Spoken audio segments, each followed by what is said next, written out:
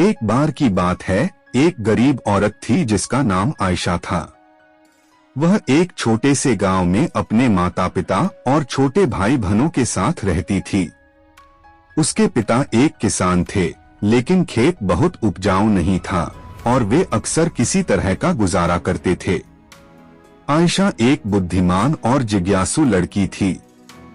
वह अपने आसपास की दुनिया के बारे में जानना पसंद करती थी। वह एक वैज्ञानिक बनने का सपना देखती थी, लेकिन वह जानती थी कि अपने परिवार की वित्तीय स्थिति के कारण उसे अपना लक्ष्य हासिल करना मुश्किल होगा। एक दिन आयशा के पिता बीमार पड़ गए। वह काम करने में असमर्थ थे और परिवार की आय और भी कम हो गई।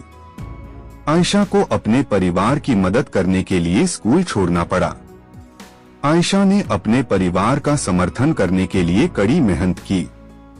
उसने घरों की सफाई और खेतों में काम करने जैसे अजीब-अजीब काम किए।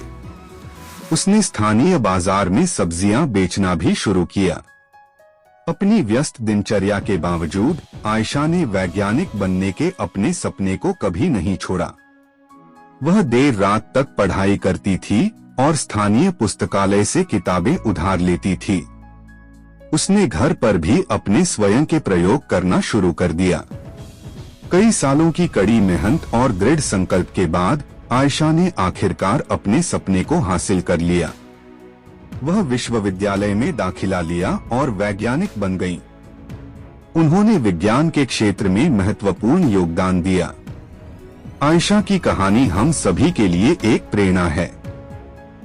यह दिखाता है कि अगर हम अपने दिमाग में रखते हैं और अपने सपनों को कभी नहीं छोड़ते हैं, तो कुछ भी संभव है।